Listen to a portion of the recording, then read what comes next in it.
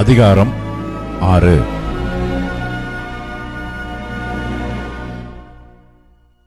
உசியா ராஜா மரணமடைந்த வருஷத்தில் ஆண்டவர் உயரமும் உன்னதமுமான சிங்காசனத்தின் மேல் வீற்றிருக்க கண்டேன். அவருடைய வஸ்திரத் தொங்கலால் தேவாலயம் நிறைந்திருந்தது. சேராபீன்கள் அவருக்கு மேலாக நின்றார்கள். அவர்களில் ஒவ்வொருவனுக்கும் அவ்வாறு செட்டைகள் இருந்தன. அவனவன் 2 செட்டைகளால் தன் முகத்தை மூடி, 2 செட்டைகளால் தன் கால்களை மூடி, 2 செட்டைகளால் பறந்து ஒருவரை ஒருவர் நோக்கி, சேனைகளின் கர்த்தர் பரிசுத்தர், பரிசுத்தர், பரிசுத்தர், பூமி அனைத்தும் அவருடைய மகிமையால் நிறைந்திருக்கிறது என்று கூப்பிட்டுச் சொன்னார்கள். கூப்பிடுகிறவர்களின் சத்தத்தால் வாசல்களின் நிலைகள் அசைந்து ஆலயம் புகையினால் நிறைந்தது. அப்பொழுது நான், ஐயோ, அதமானேன்! நான் அசுத்த உதடுகளுள்ள மனுஷன், அசுத்த உதடுகளுள்ள ஜனங்களின் நடுவில் வாசமாயிருக்கிறவன். சேனைகளின் கர்த்தராகிய ராஜாவை என் கண்கள் கண்டதே என்றேன்.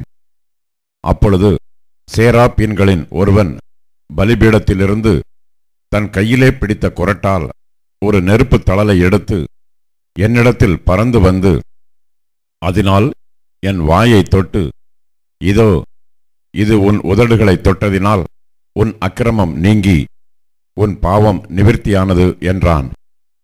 பின்பு, யாரை நான் அனுப்புவேன், யார் நமது காரியமாய் போவான் என்று உரைக்கிற ஆண்டவருடைய சத்தத்தை கேட்டேன். அதற்கு நான், இதோ, அடியேன் இருக்கிறேன், என்னை அனுப்பும் என்றேன். அப்பொழுது அவர், நீ போய் இந்த ஜனங்களை நோக்கி, நீங்கள் காதார கேட்டும் உணராமலும் கண்ணார கண்டும் அறியாமலும் இருங்கள் என்று சொல். இந்த ஜனங்கள் தங்கள் கண்களினால் காணாமலும் தங்கள் காதுகளினால் கேளாமலும் தங்கள் இருதயத்தினால் உணர்ந்து குணப்படாமலும் நான் அவர்களை ஆரோக்கியமாக்காமலும் இருக்க, நீ அவர்கள் இருதயத்தை கொளுத்ததாக்கி அவர்கள் காதுகளை மந்தப்படுத்தி அவர்கள் கண்களை மூடிப்போடு என்றார். அப்பொழுது நான், ஆண்டவரே, எதுவரைக்கும் என்று கேட்டேன்.